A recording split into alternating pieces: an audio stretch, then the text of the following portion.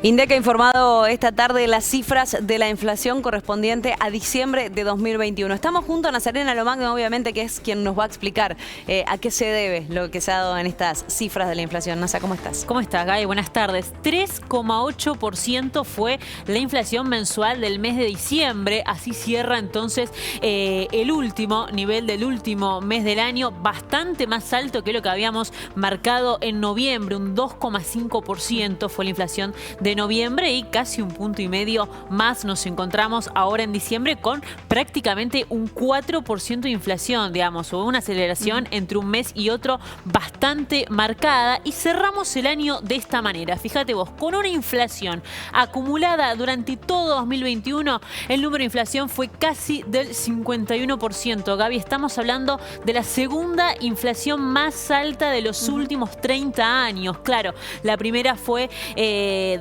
se dio en diciembre de 2019, ¿sí? Con el gobierno de Mauricio Macri, casi un 54% de inflación. Bueno, le sigue entonces un 50,9%. Ya estar por encima de la barrera del 50% es un montón. O sea, si bien se destaca una desaceleración a medida de que fueron pasando los años, entre 2019 y ahora 2021, no deja de ser realmente muy preocupante y, como siempre, Gaby, la inflación impacta más que nada en los sectores más vulnerables y el consumo correspondiente. ¿Sorprendió esta cifra, Nasa, o era más o menos lo que esperaban? No, la verdad es que era más o menos lo que se estaba esperando. Incluso hay consultoras privadas, Gaby, que eran menos optimistas y esperaban bastante más, ¿sí? Pero desde el gobierno, algunos sectores al menos esperaban esta cifra del 50%. Lo que preocupa es que algunas consultoras privadas, si bien el gobierno marcó una pauta inicial del 33% final para todo 2022, hay consultoras del sector privado que te dicen, ojo, que podemos seguir estando con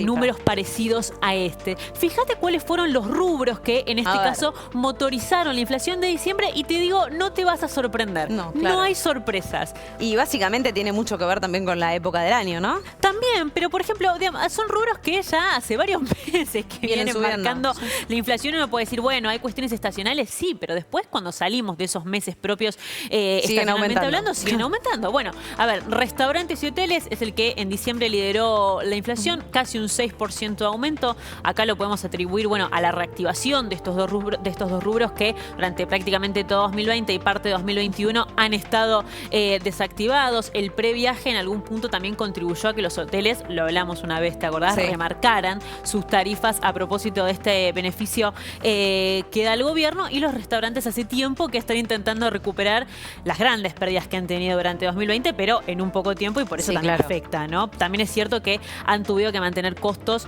fijos que a pesar de que no han tenido los mismos ingresos anteriormente. Bebidas alcohólicas y tabaco, similar número, 5,4%. Transporte, casi un 5% también. Y prendas de vestir. Esto es casi durante todo el año, no importa cuándo veas esto. No, de hecho que hace poco la Fundación Proteger había sacado un informe intentando más o menos explicar cuáles eran los argumentos por el cual las prendas de vestir y calzado era el rubro que a nivel anual más había subido, ¿sí? Estamos hablando de aumentos por encima del 60%, muy por encima de la inflación. Bueno, lo que dicen, no dejan de ser argumentos que terminan aplicando para todos los rubros, ¿no? Que la devaluación, que el aumento de los impuestos, que el aumento de los insumos, que la inflación a nivel internacional está bien, digamos, pero hasta ahora no se ha detectado al menos un componente particular de este rubro que explique semejante crecimiento durante todo 2021. Gaby. Vas, por ejemplo, a comprar un par de zapatillas para hacer deportes y cuesta lo mismo que el sueldo de una persona. Que un salario mínimo, de repente. Sí. Es una locura lo que van a Es realmente una locura. Y te agrego